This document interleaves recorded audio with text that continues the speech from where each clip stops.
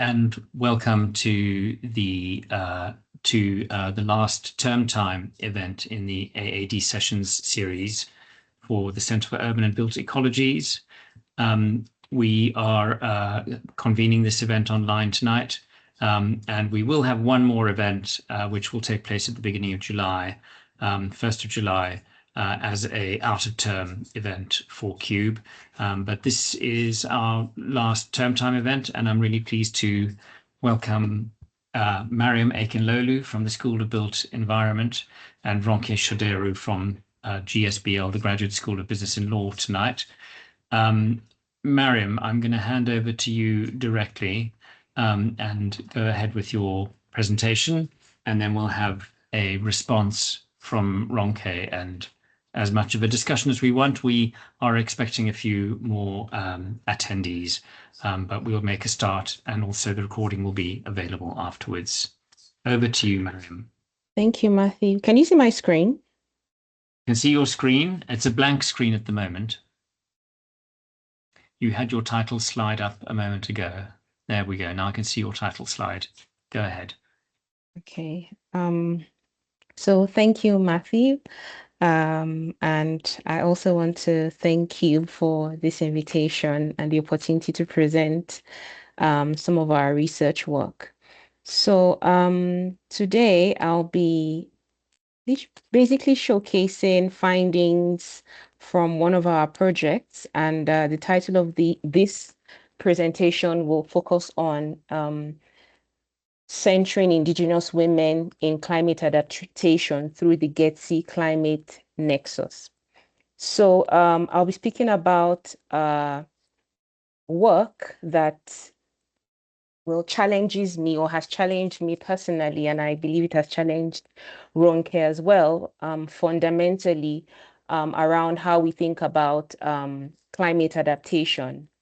So using this title was quite deliberate. Using the title "When the Heat Rises" was deliberate because it's like both literal. We're talking about extreme heat stress, and it's also metaphorical. So we're also trying to shed some light on the escalating climate crisis. So I'll just do an introduction of the partnership and where this project emanated from. So it's a partnership between London Met and Universidad Autónoma de Sinaloa in Mexico. It's a project that was funded by the British Council under the Researchers Challenges Grant, and it was a 12-month project. So it ran from January to December of 2025. So basically what we tried to do in our project was the theme of the program was around women and climate action. But our project focused on examining and exploring Indigenous fisher women's experience of climate-induced heat stress. So I'll just start by speaking about why this work matters. So just with a simple but critical premise. And one thing I would like us to carry on with us throughout this presentation or throughout this lecture is that climate change doesn't affect everyone equally. So we talk about climate change, talk about the climate crisis, and we hear different people talk about how climate change is affecting them. But one thing that we must remember, we must know, is that climate change doesn't affect everyone equally. Different groups experience this escalating impact differently.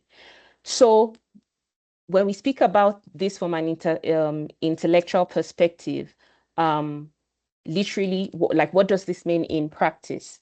So if we say that climate change doesn't impact everyone equally, so it means that when we design climate solutions, it's important for us to understand the different groups and the extent to which these different groups are vulnerable. And we also need to remember that or understand how this vulnerability is shaped by different intersecting identities. So this vulnerability can be shaped by gender, it can be shaped by age, it can be shaped by ethnicity, it can be shaped by class and other social identities. So it's important that when we create interventions, it's important for us to have this in mind. And it's important that we, keep this in mind so that we are designing for people who need these solutions the most. So our project focused on Indigenous women in fisher women in Sinaloa, and what we had found was that they're experiencing climate impacts right now, and the experience of climate impact or climate change impact differs from the rest of the demographics in Mexico.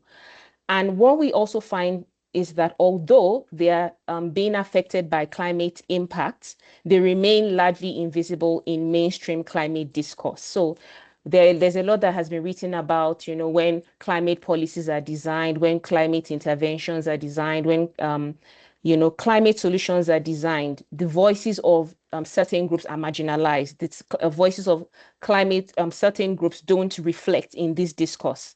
So we found that the knowledge of Indigenous fisher women, especially, their knowledge is excluded from climate adaptation decisions, from climate adaptation planning. We also found that their labor is unrecognized in some of the economic calculations that take place within their context. And what we found is that this invisibility isn't just a structural one, isn't just accidental, it is structural. And this invisibility has profound implications for how we think about climate justice. And when we say that we want climate solutions to be effective, we need to think about all of this. So this diagram here basically just shows how climate risk emerges, at the intersection of hazard, exposure, and vulnerability. But here, what is critical is that this vulnerability isn't equally distributed. So that is why the first thing I had spoken about is that climate change doesn't impact everyone equally. So a person's gender, a person's ethnicity, their age, their disability status, their socioeconomic status shape their exposure to climate hazards, as well as their capacity to adapt as well.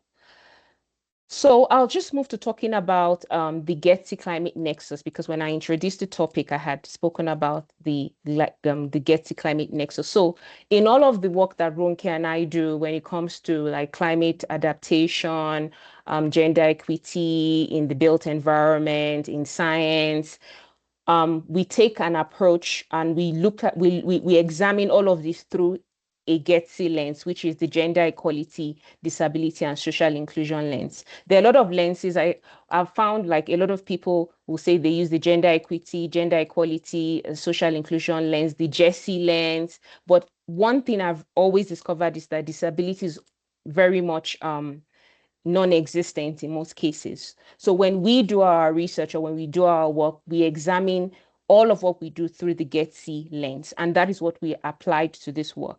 So GETSI stands for Gender Equality, Disability, and Social Inclusion, and it's a framework that recognizes climate vulnerability. So in this context, it's a framework that recognizes climate vulnerability through a gender equality, disability, and social inclusion lens. And it recognizes that climate vulnerability and climate impact isn't just about exposure to environmental hazards, to environmental risks. It recognizes that the exposure is shaped by power, access, and social structure.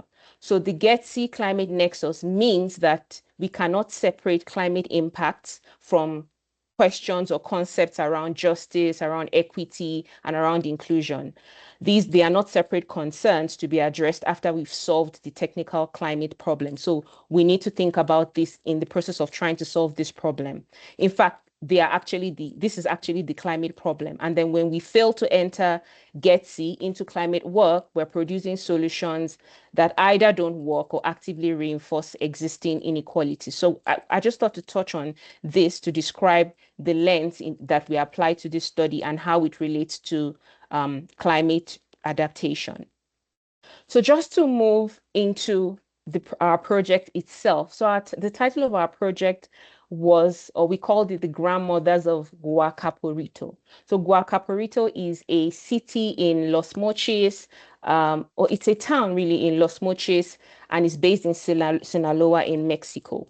So our project didn't really focus on grandmothers in the true sense of the word. We had grandmothers involved, but when we consider like knowledge, I'll say in the African context, we will usually associate knowledge to elders, to like mothers. So in our project, we had a combination of elderly women and young women. So we just decided to title this The Grandmothers of Wakaporito.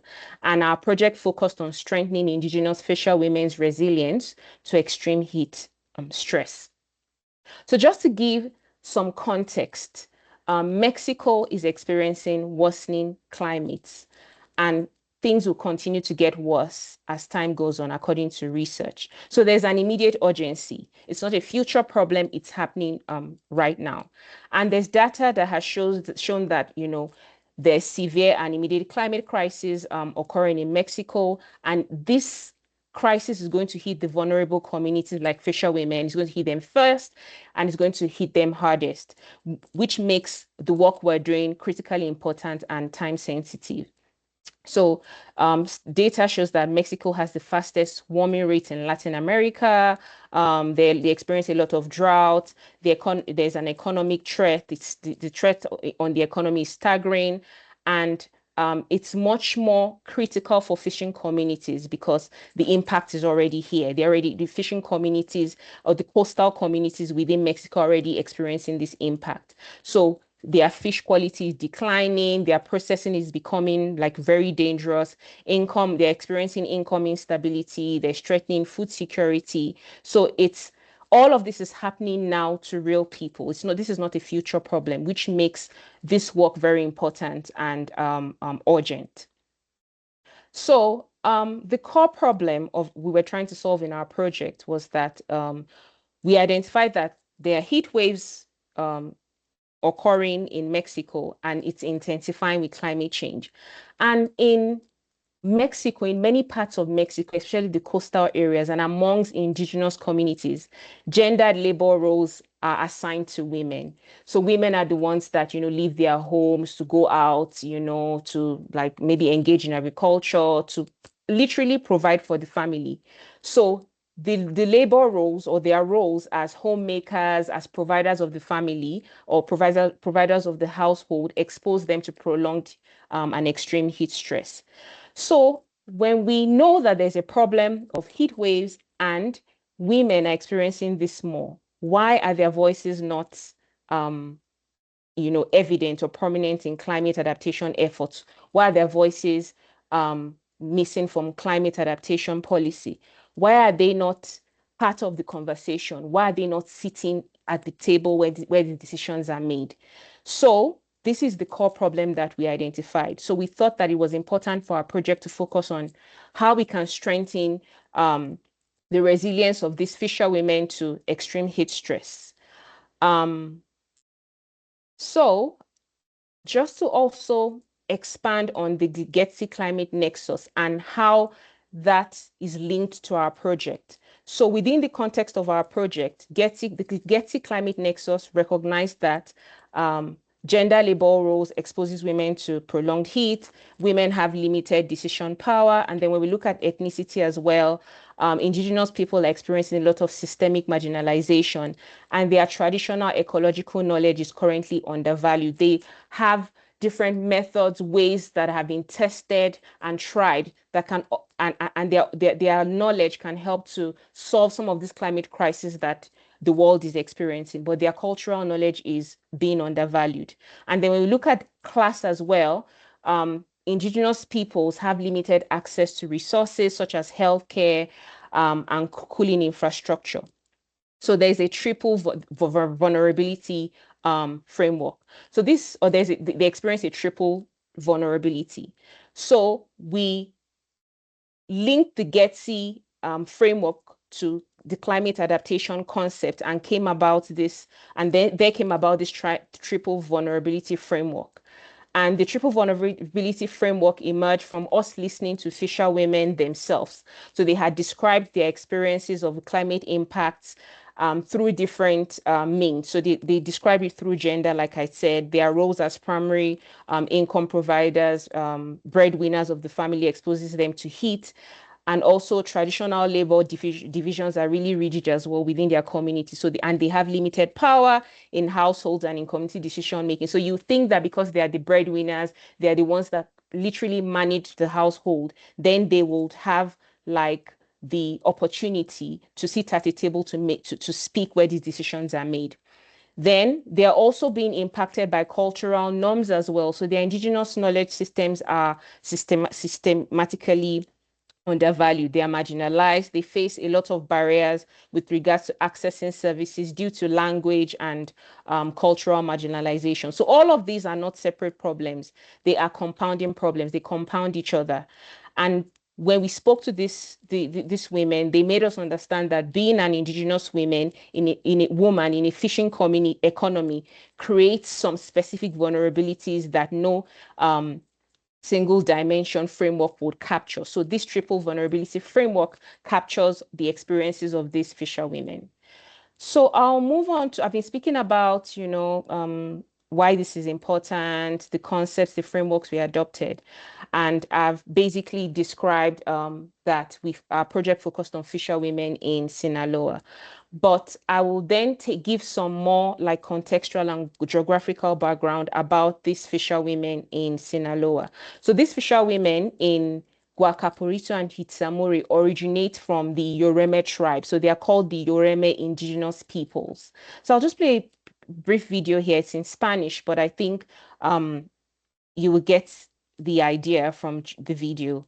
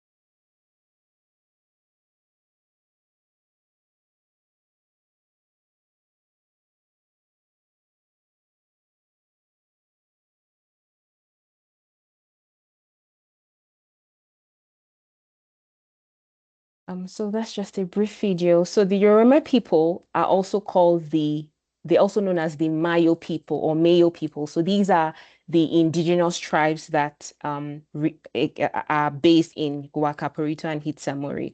And they have ancestral connections to like the coastal regions of Sinaloa. So if you go to Hitsamori and Guacaporito, it's a coastal community. And these ties they have stretched back to centuries. So they are called the El Yoreme, Ama, El Mar, y El Mais people. So the Yoreme, it just basically describes them as people that love the sea as well as people that love corn. And this captures their relationship to both coastal and agricultural livelihood. So when you go to these communities, the main source of income or the main activity that they engage in is fishing and agriculture. And for generations, Yoreme women have sustained their communities through fishing. They carry a lot of ecological knowledge about the tides, about fish behavior, about seasonal patterns, about techniques around how to process their fish catch. They have knowledge that they've passed down through centuries of living with coastal waters. But because of climate change and the impacts that they experience as a result of climate change, all of this, their entire way of life is under threat. And it's not just from heat, but it's from the intersection of the climate stress that they experience, a combination with economic marginalization and systemic exclusion. So I thought it was important to just highlight and showcase this tribe. So when we had conversations with these women, they clearly made it known to us that they face a lot of vulnerabilities and challenges. Their labor is essential to the community food systems, yet they're economically undervalued. They have a lot of ecological knowledge, like I said before, yet they're excluded from formal planning. So all of the experiences that they felt reveal critical gaps in how we understand and how we respond to climate change impact. So these experiences reveal critical gaps, and it just shows that if we're not centering the voices of the most affected groups, we're missing essential information about what climate adaptation needs to look like. So our project focused on Guacaparito and Hitsamori, like I said. So this is just a map of what Guacaparito looks like. It's a very small community. It has just 476 people living in that community, and there are 148 households. It's 60.9 kilometers from Los Mochis, and it's the nearest, Los Mochis is the nearest city to Guacaparito with services. So before we even started this work, when we're engaging with our project partner is in the health sciences, and she had mentioned to us that the nearest hospital to this community is in Los Mochis, so it's 60 kilometers away. They don't have a hospital or any healthcare service within the community. So if there's any emergency, they have to actually travel so far to get healthcare. So when they need healthcare, they're looking at an hour's travel. When they need to sell their fishes, when they need to or sell their catch, they need to travel this far, and then transport costs a lot. And when they also need cooling infrastructure, they also need to get that hours away. So these communities experience geographical isolation, and this compounds every other vulnerability that they face. And the second community that our project focused on was Hitsamori. So Hitsamori is quite larger. It has 1,268 inhabitants across 419 households. And we found out that Hitsamori was founded 100 years ago. And in 1978, it was called Ejido before it then became, it's called Hitsamori over the years. So those were the two communities our project focused on. So I also thought to just show a video about the daily life of the fisherwomen. We were told that they have to wake up very early in the morning to go out to sea to catch fish. I'll just play a brief video of what their lives look like.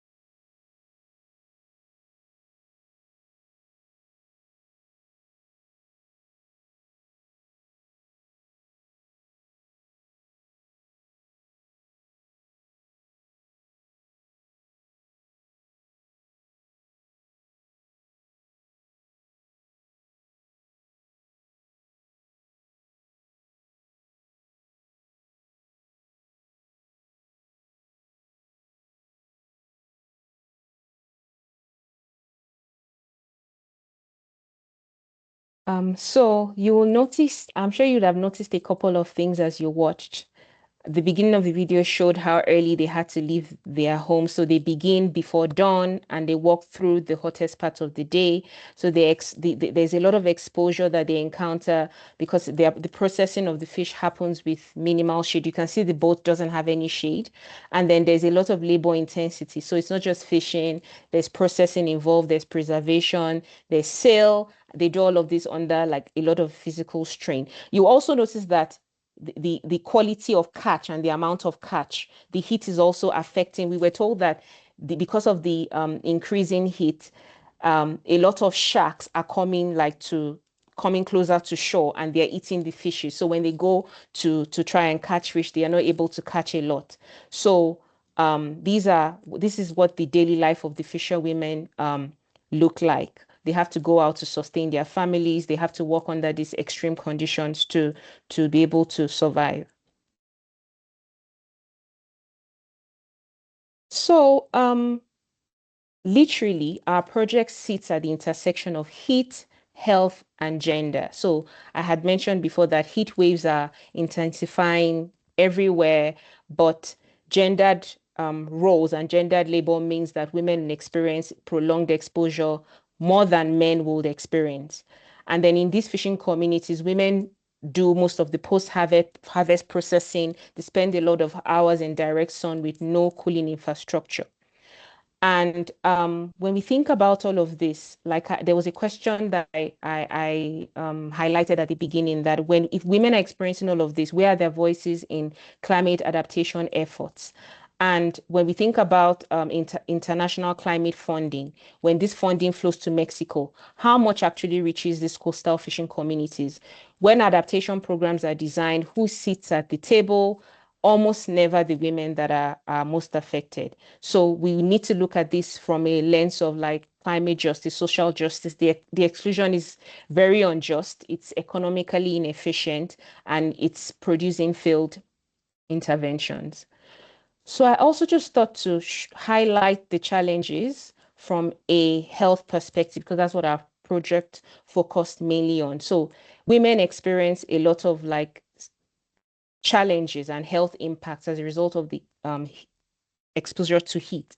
So if you look at this illustration here, shows how the heat affects their brain. It has neurological effects, what they experience as a result of that, how the heat as well impacts their muscles. So they experience muscle pain. There's something called heat-induced muscle aches and spasms that they experience frequently in their legs, their arms, and their backs.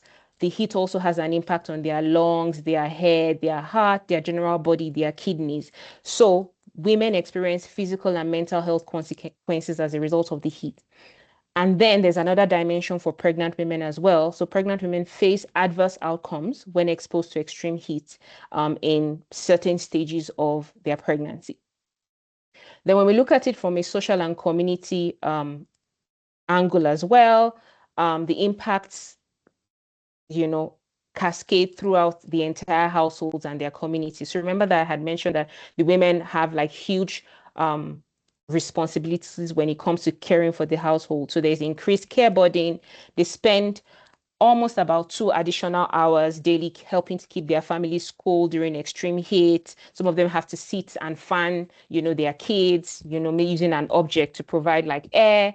This unpaid labor goes completely unrecognized in climate planning. When we look at it from the angle of economic instability as well, because of the heat, when the quality of catch declines, they lose income and bargaining power. And because they provide for the household, their households face food insecurity. Then we look at it from a safety angle as well. When all of this exists, women and girls face heightened exposure to gender-based violence. This is triggered by heat stress and economic pressure, which is also fueled by patriarchal norms. They also experience loss of productivity. So reduced working hours will mean that because the heat is so much that they can't go out to work, then this reduced working hours means that less food is processed, they get less income, and this threatens the entire community food system. So if you'll notice how each impact creates conditions for the next one. So there's a ripple effect of all of this. This is why we advocate for multiple interventions. A single intervention approach fails these women. So I'll then move to the methodological aspect of our project. So our research approach centered women's voices, knowledge, and leadership. So we wanted to ensure that the voices of the women, their knowledge is embedded in everything that we do. So we adopted a participatory methodology. So this meant that the community led the research design from the start. We didn't arrive with like predetermined questions. We had knowledge of what the fisherwomen were experiencing and what they actually wanted us to explore, because like I said, we had a project partner in Sinaloa who had been working in this community. So we already had an idea of what the fisherwomen wanted and what they even wanted to understand about their own experiences. So these fisherwomen were co-researchers in our project. They shaped the questions that we asked, the data collection methods that we used, and how we interpreted these findings. So we adopted methodology where we were able to create a safe space for them to share their experience, because this mattered for some of them, because some of them face a lot of violence. So we found ourselves in a situation where there was a time where we needed to speak to the women, and the men wouldn't just leave. They'll sit there and want to hear what the women had to say. And the women were not able to speak their mind. So we had to find a way to get the men to leave and actually, create that safe space for the women to have conversations with us. So, and we were able to achieve that because they shared a lot of things that couldn't be achieved if or couldn't be shared in mixed communities. So this was basically the approach that we adopted. So these are just pictures of some of the fisher women. This is our project partner, Ahelita. So like I said, she had been working in this community. She's a healthcare provider. She's a nurse, and she works in the social work department of the university. So when I asked her how she became involved with these fisher women, she said that they had students from the university that would go to the communities to do some social work, and the students will come back to her to speak about their experiences. And one of the things that the students came back to say was that a lot of the women and the kids were dying because of dengue virus. So it's a form of malaria. And because they didn't have healthcare infrastructure, the hospital was far, a lot of them were dying. So she went into the community to provide to train them on how to provide healthcare to each other so she trains them on first aid, and basically to be healthcare providers. So that is how she began to work with the women, and that is how she got to know them. And partnering with her gave us a lot of insights about the challenges that the women experience, and that helped us design the project. So just speaking about what this approach reveals, we found out that it's important to center the people that are most affected. It's important to create spaces for the leadership of Indigenous women, and resource their solutions. And if we do this, it's easy to get innovations that actually work because they emerge from the lived experiences of these groups. It emerges from their cultural and traditional ecological knowledge rather than bringing an imposed framework. So one of the things that came up for us in this is there's a concept called the two-eyed seeing, where you're able to combine Western science with traditional knowledge, and we're able to recognize and understand that none is greater than the other. They can actually stand side by side. We can actually collaborate to build systems that work for marginalized groups and work for people that are most affected by these challenges. So just to emphasize more on the methods that we adopted. So we had gone to these two communities to conduct field work. So we used participatory action research and ethnography. This is actually my first experience of conducting qualitative analysis, because for a very long time, very heavily quantitative. So it was a very wonderful experience. So we used participatory action research and ethnography. We did field visits. We conducted field visits to the Hitsamuri fishing camp. We did needs assessments and health surveys. So we asked questions about, we got demographic information from them, wanted to know background, their health history. And we also used ethnographic methods to map and analyze their diverse characteristics and how vulnerable these women are to how different groups. So we had the older group of women and the younger group of women. So we wanted to know how much more vulnerable each group is to the heat stress. We also conducted transit walks where we walked. We just literally wanted to see what their day was like. So we will move from their houses to the processing sites. We mapped their fishing areas. So we walked through their communities and their spaces with small groups of fisher women. And what we did was we documented heat exposure points. So we're asking them which areas of their community they felt the heat most, which areas felt cool for them, and what resource access was available. So what we will do was that we'll give them we had physical maps, and we'll record their observations on these physical maps. We also created daily and seasonal heat exposure timelines. So wanted to know what time of the year they experienced the heat the most, when was it peak for them, and wanted to map how their fishing schedules adapt to these heat conditions. Then we also did like, we conducted a photo voice exercise as well, where we gave these women like small cameras, and we asked them to go into the communities. We gave them guiding questions. So the guiding questions was for them to take pictures of where they feel most affected by the heat, and also think about how they cool down. So they needed to document that through pictures. And so we gave them these cameras to do all of this. So after gathering the pictures that they collected, we then used the showed method. So we asked them for each picture, we'll ask them, what do you see? What's happening here in this picture? How does this picture relate to your lives? Why do you think this situation exists? And what do you think can be done about it? So these were the type of methods that we adopted to collect data from the women.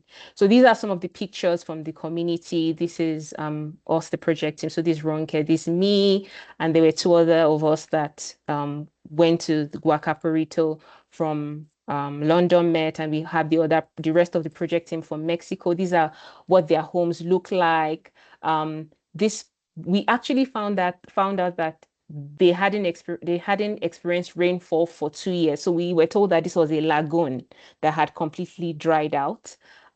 These are some of the fisherwomen. These are the older group of fisherwomen. These are some of the men. You can see how they stand and macho, trying to guard, the community or guard us from entering. And these are some of the fisherwomen as well.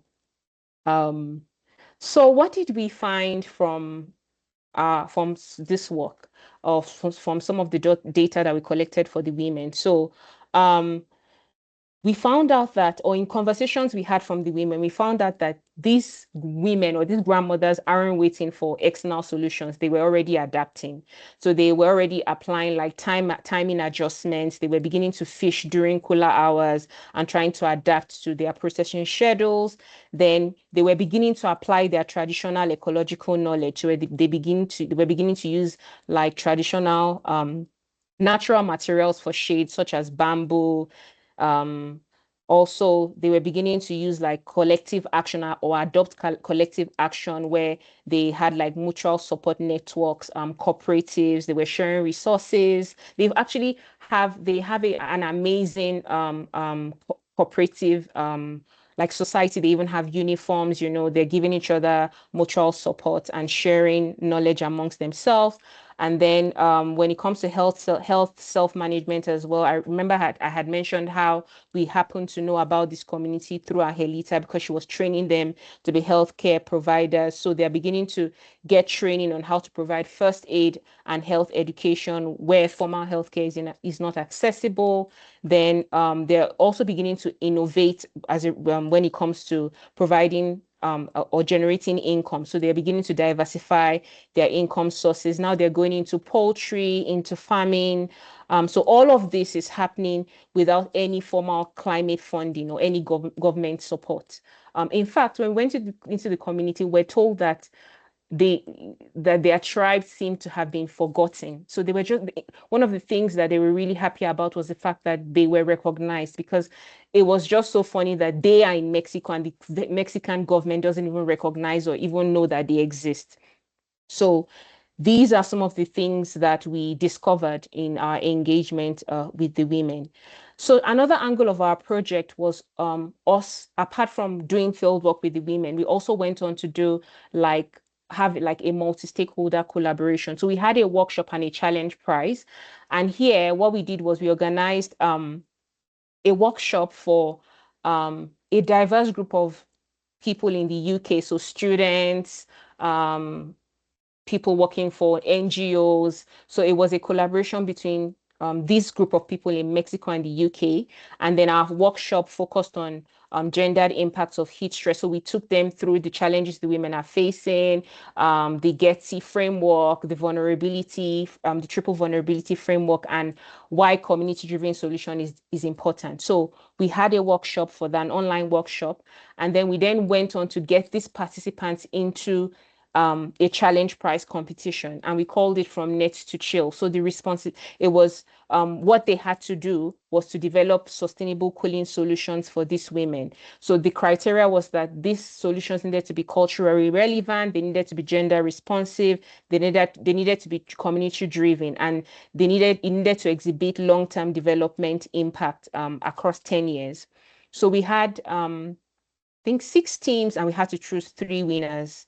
And we're awarding £3,000 each to each team. So it was a team of diverse people from mixed teams of Mexicans and people from the UK. So these are just some of the solutions that these participants designed.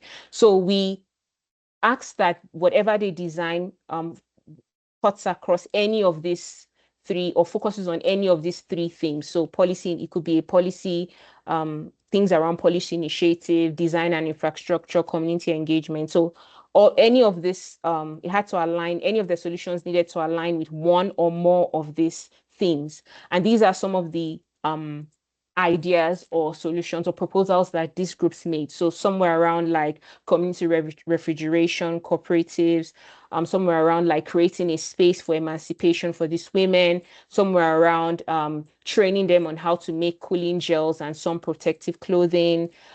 Some ideas were around creating community biodigesters and sustainable refrigeration for the women. One was around helping the women design their boats to be more adaptive and to optimize conservation and the quality of their fishes. So these were some of the solutions that the ECRs designed.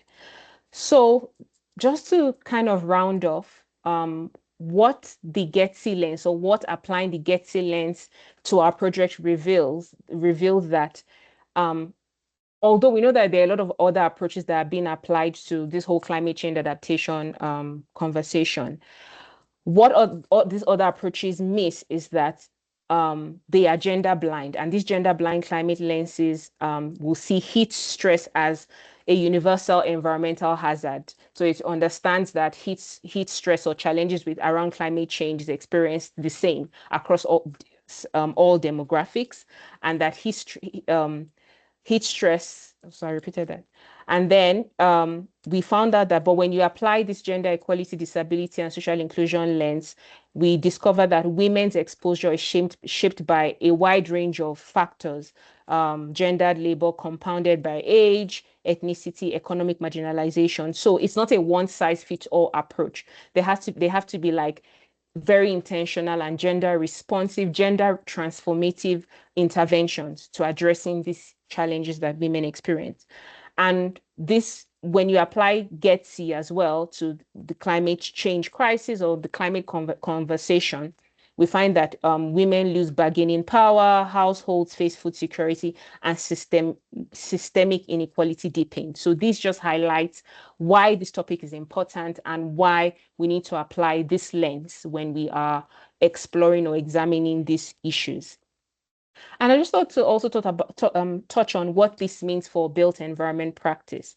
So, which is a critical question that we need to think about. I will believe that the audience here, or most of the people here, are within the built environment discipline. So when we design for fragile environments, we must center these designs around marginalized communities. So these designs must, could focus on vulnerable coastal context, and they cannot be gender blind.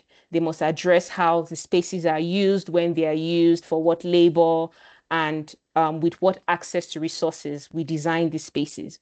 And then when we are planning for infrastructure as well, we need to interrogate power, which is very important. So when we're designing infrastructure for cooling, for example, when we think about shade structures, when we think about like public facilities, some crucial questions that we need to ask is that whose labor will this infrastructure support?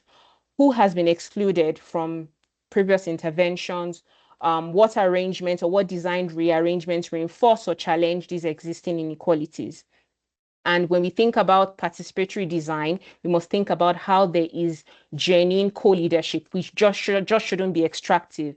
We should not only focus on consulting where this community, or on consultations where these communities are just asked to respond to like plans that have already been predetermined or concluded, but we need their actual involvement in decision-making power when it comes to these interventions that are being created for their community.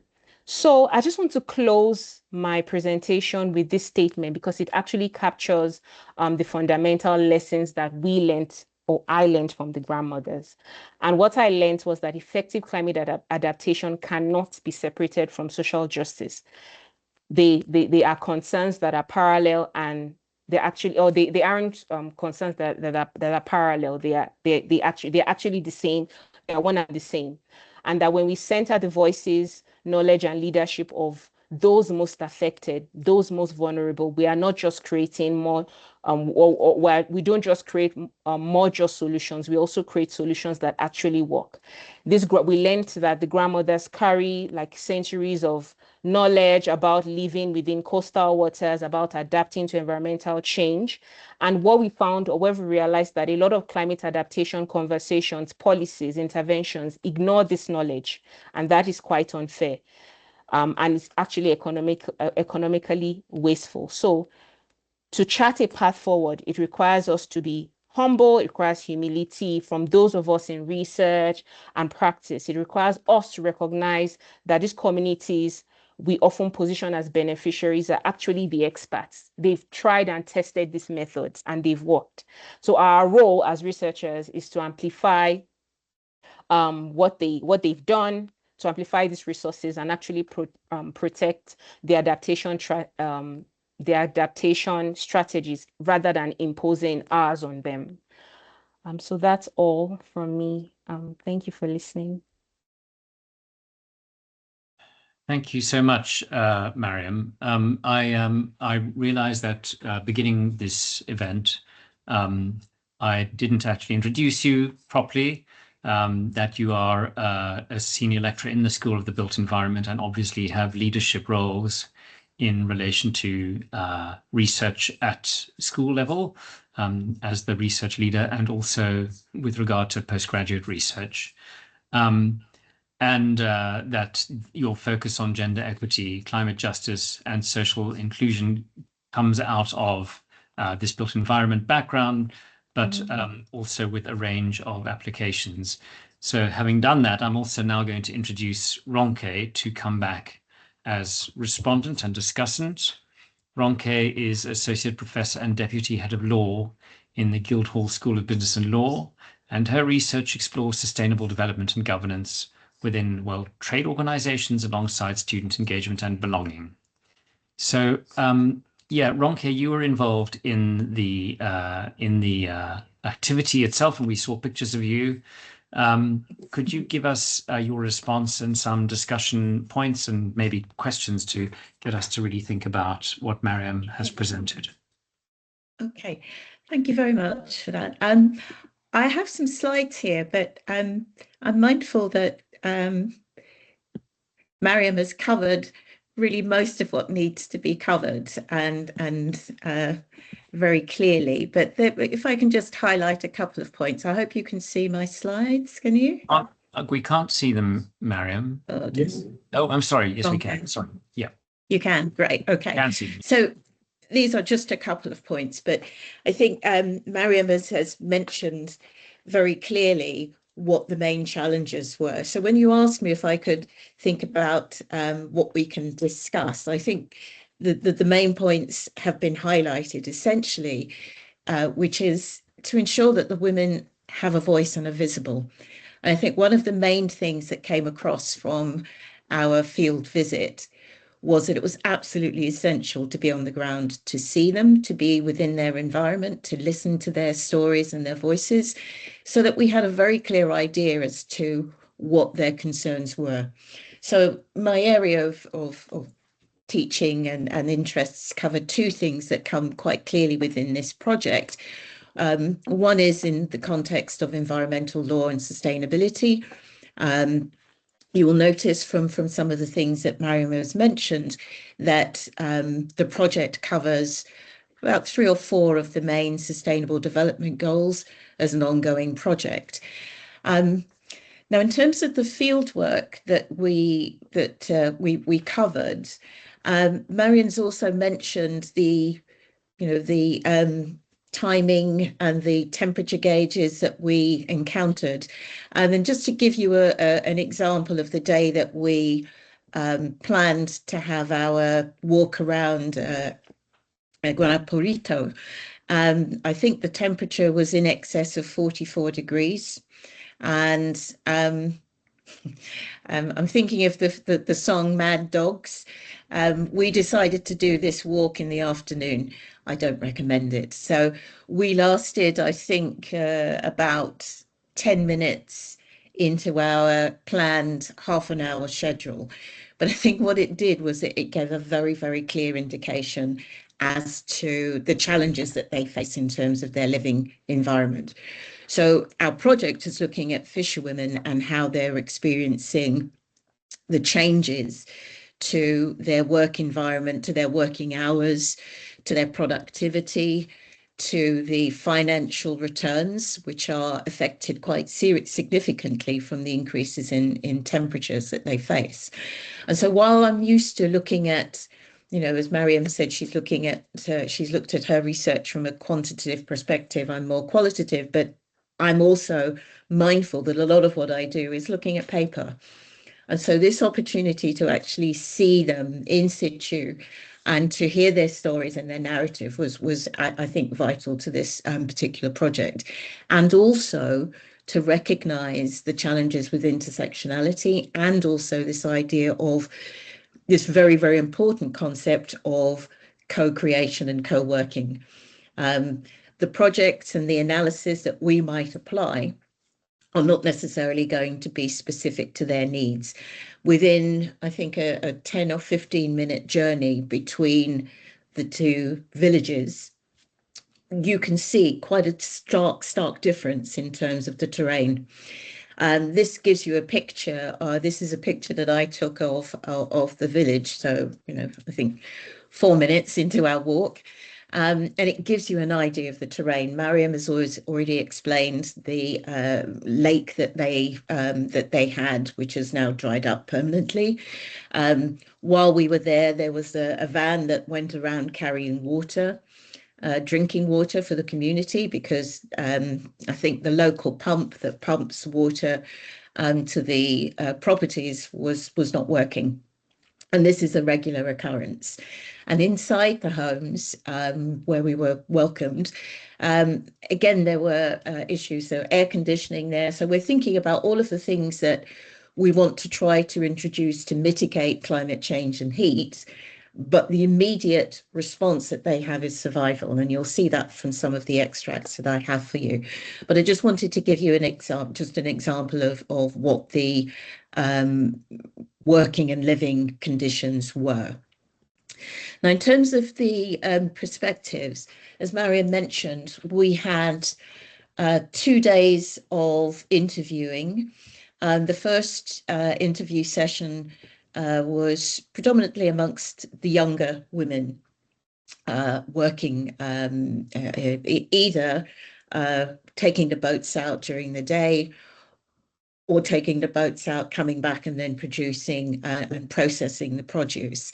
And in all of the instances, whether they were the younger women or the older women that we spoke to on the second day, they were very clear to emphasize community. They were very clear to emphasize that as a group, they were very supportive as women within the community. But you could see quite clearly the difficulties and the challenges of their process.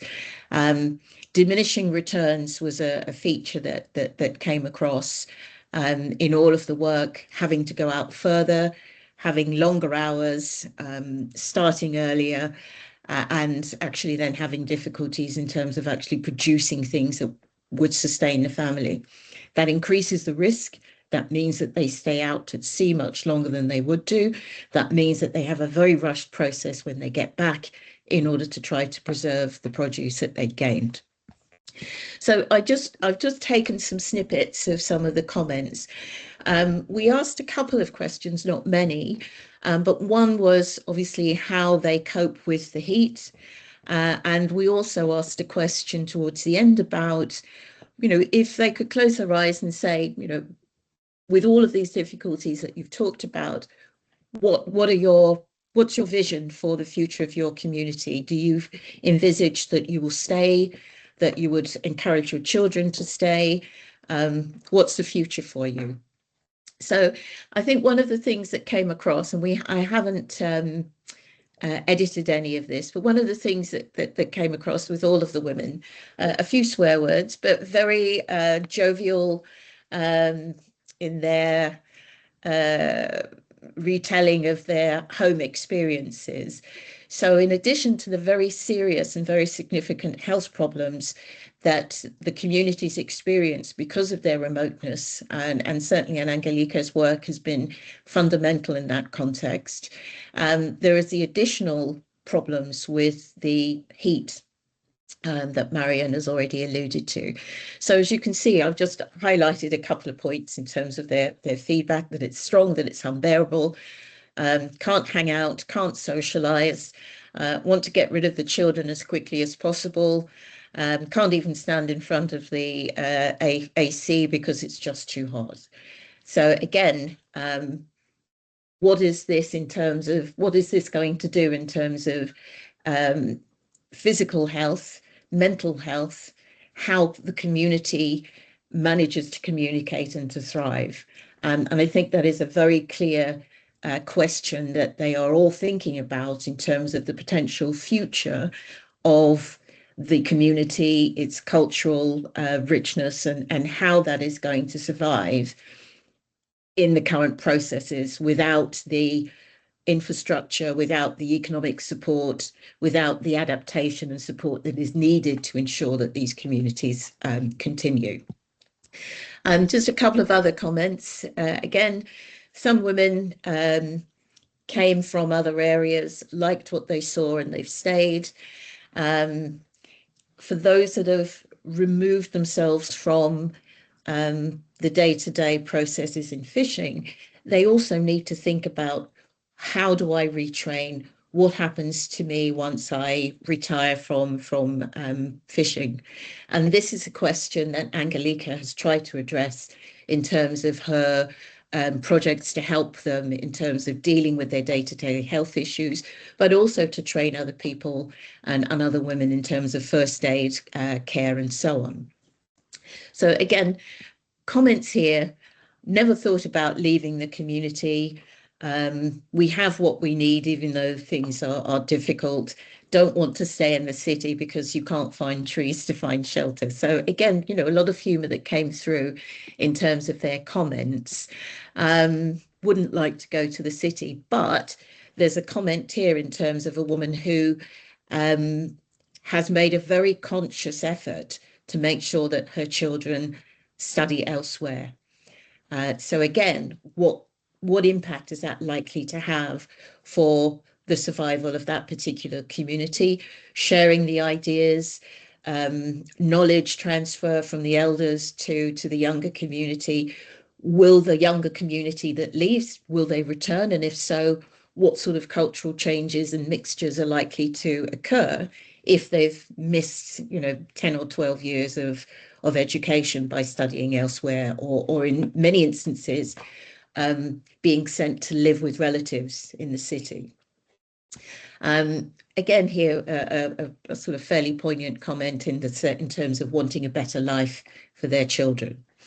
I think in terms of the expected outcomes, yes, there are issues in terms of how the community is going to deal with the very real and very significant threat to health. What sort of measures can be introduced to improve the health outcomes? While we were there, as Mariam said, there was quite a lot of buzz from the local community. There were the local government, I think the local mayor came along, and they actually made a commitment to either providing funds, I think it was, or investing in building a healthcare centre for the women.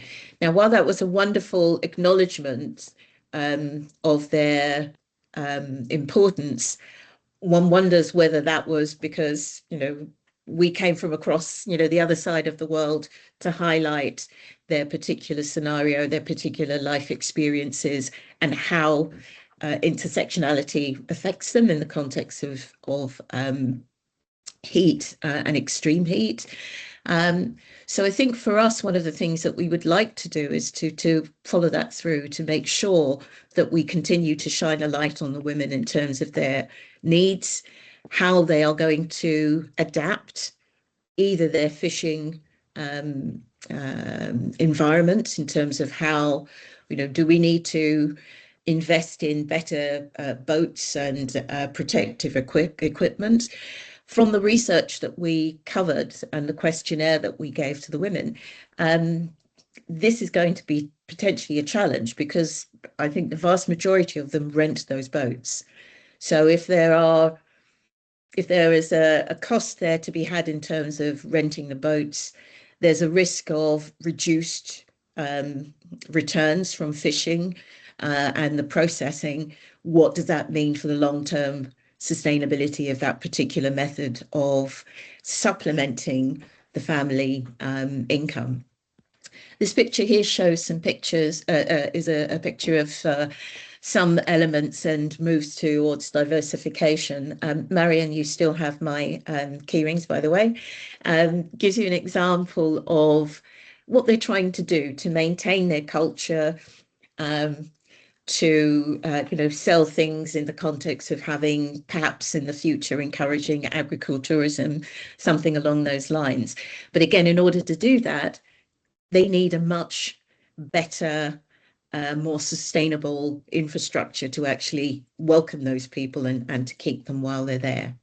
So in terms of our particular project, we have some expected outcomes to improve the health, as I've mentioned, to help prepare and support the fisherwomen in terms of developing their community of practice to actually meet these particular challenges.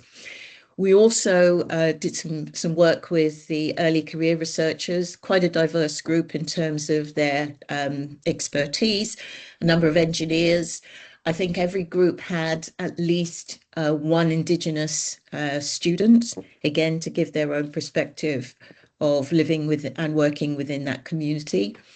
And then also from our research perspective, how we strengthen collaboration with our Mexican partners, and in particular with the fisherwomen. One of the things that was really quite emotional, and I know we don't necessarily talk about emotion within the context of research, but I think in this context it's apt, because they were quite surprised and moved, very welcoming, but very surprised and pleased that their scenario, their work experience, their lived experience is something that we were interested to learn about and to understand and to make visible.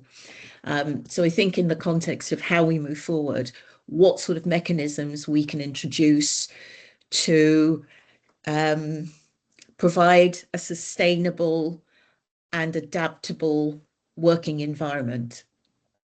I won't talk to the health issues, which Mariam has already mentioned before, but I think one of the things to come from, one of the challenges to come from the project and from the very interesting examples that the ECRs came up with, how do we continue to empower women, upskilling, whether that's in the health context, whether that's in the fishing, to redefine how they go about this process. But two things were very clear, and two very clear challenges. One is the need for immediate, visible, practical solutions. So a number of the projects that we came up, that the students and participants came up with, were fantastic. They were very creative, but they were very keen to have something tangible that they could implement as soon as possible. And one of the things that we've tried to do to address that has been to give them some support and funding in terms of buying poultry, and growing local grain and so on within their local community. But clearly from the research that we have undertaken and the interviews that we've had so far, a very, very clear need for some long-term infrastructural development. The work environment in the long term, one would argue, is not sustainable. What sort of diversification can be done that will meet the economic and health issues whilst also maintaining cultural identity as well? So I think I'll stop there, and I hope in my talk I've given you some questions and issues to discuss. But I have to say that it's been a privilege to actually be part of this project in terms of meeting the women and the potential to actually ensure that this type of climate change adaptation is actually real and it actually addresses and supports the people that it needs to. So the documentation and the research papers that we have are very helpful. They tell a story, but they don't tell the story for the communities that really need it. Okay, I think I'll stop there. Thanks so much, Ronke. Mariam, did you want to respond to any of that, or should we just open it out a little bit for discussion? Yeah, we can open it out a little bit. Right. I mean, I want to just say thanks very much. It's a whole world that I think you've presented. It really, I think it's a world in two ways. It's obviously a very particular kind of environment, but you visited two places and really gave us a window into that world, and not just the place, but also the practices, but also the framing of these issues in the way that you brought it together, firstly with regard to the climate crisis, but also through this JETSI lens. I think it's a very complex, it's just fascinating that you've done this in a year. I mean, it obviously has a history. The other aspect of the world that you have presented and discussed is it ranges across this range of disciplines. I mean, obviously you come from different disciplines, but one of the questions I really noted down and I wanted to hear more about, and you did actually explain it as we were going through, is how the interdisciplinary dimension worked, where that question of the need for an interdisciplinary approach came from. But one of the points that I've made a note about earlier is also just that the character of the problems that you were addressing call for really a very astute kind of articulation between these different aspects. And when you create these interpretive frameworks, for example, your triple definition of what did you call it, triple vulnerability, and also the JETSI climate nexus and your heat, health, gender, again, a triple structure of interpretation, it enables these insights into how the problems become evident if you look at them differently. So I wanted to really ask, was the design of the team and the interdisciplinarity of that team part of the intention of unpacking this question, or how did the team come together? Because you really do come from not just the two of you, but also obviously your other colleagues. How did that team come together? Okay. So a lot of my work is on, or has been around, like built environment sociology. So I had never done anything on climate change, really. I have been doing a lot of work on gender equity, diversity, inclusion in the built environment. So mostly around employment, entrepreneurship, and education. But I wanted to diversify my work and move into doing things around climate change. So what actually happened was we found this grant proposal, and then I needed to tailor like my knowledge of gender equality, equity, social inclusion to this grant proposal. So, or grant funding opportunity. So that's basically how the team came along. We were looking for the grant had guidelines around partnership with countries called partners. So I chose Mexico, and we needed to find like a partner in Mexico, and that's how we got connected to Akelita. So obviously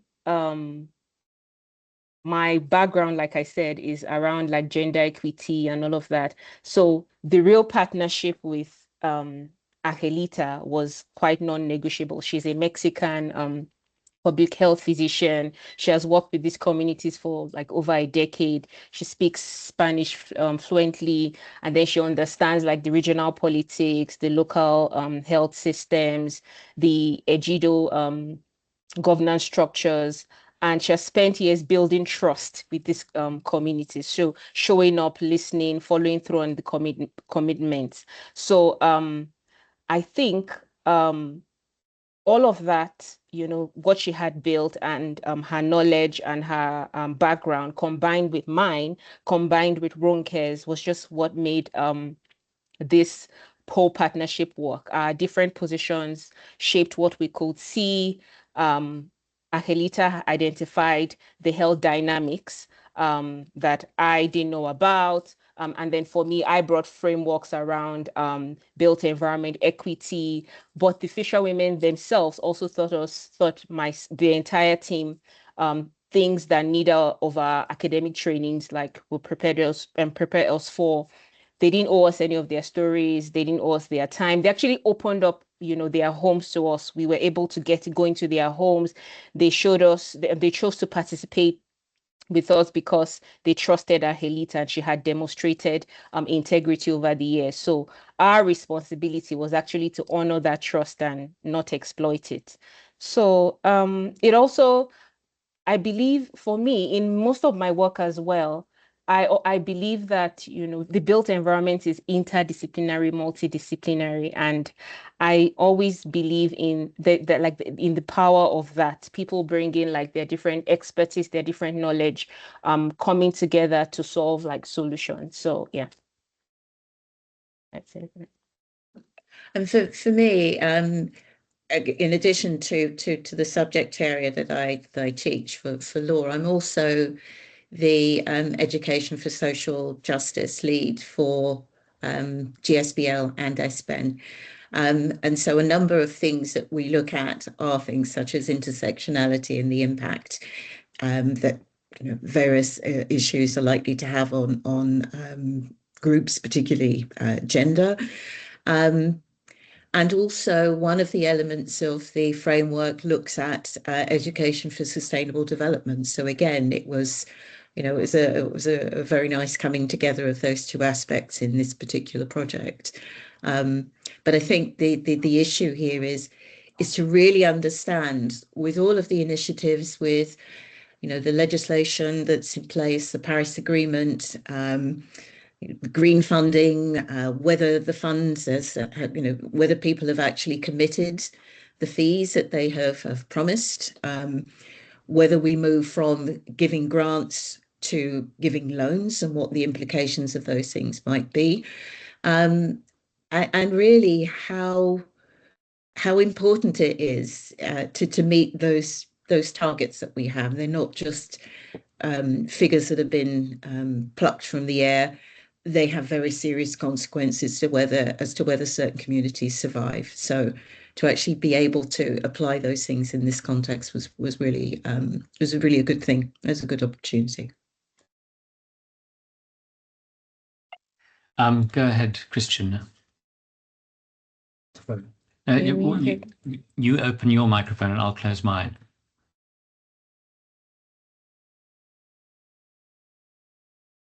Okay, can you hear me? Can you hear me now? Yeah. Ooh, Matthew's going to turn his volume down. Okay. Hi. Yeah, really interesting talk. Obviously concentrating, and a lot of the time you talked about grandmothers. I wondered if you would just talk a little bit about the different age groups of women, and also what the men do, in the sense, do they fish or do they do nothing? Is it a patriarchy? Just to be really interesting, because you talked a lot about the women and the focus on that, but just to get a picture from not knowing or not being there, just the overall picture. How do the children go to school, or do they also work? I mean, how much is it affected, or how much is the demographics affected by the different works and roles that there are in the villages themselves? I think the age group ranged from the data, the age group ranged from about 18 to 70. Most of the women had families, and the number, I think the average number of children was about 3, but there were some that had 6. I think there was one that had 10. So, you know, quite a wide range of families. We didn't see that many men when we were doing the interviewing. I think when we interviewed the older women in on the second day of interviewing, I think there was one man who attended and stayed for the duration. There are male fishermen, but they tend to be further out. So their main focus is if they're fishermen, that they're fishermen, and they go much further out. The majority of women that were involved in fishing was primarily as a supplement to the family income. And so the idea was that they would not go out as far. So you can see the boats are really not designed to go very far. Crab, those are most of the types of things that they're likely to fish. And they, you know, if the process worked as it had done before the temperature rises, then they would come back, they would process that, can them, whatever needed to be done, and then sell them on. The difficulty now is that in order to achieve the same output, they're having to go further afield, which increases the danger, the risk, sharks, etc.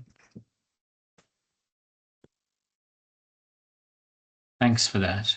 I mean, I think that the whole style of this project, the kind of intellectual style, but the critical formation of it is really, it's very illuminating. And I think it comes to, you know, the problem of the climate crisis is obviously an incredibly difficult, intractable problem of our times. And you see it as this overarching theme. But also, I think I'm just reminded just this week or last week, of a kind of old academic friend of mine who went to university at the same time as me, Natasha Walter. She's just released a book called Feminism for a World on Fire.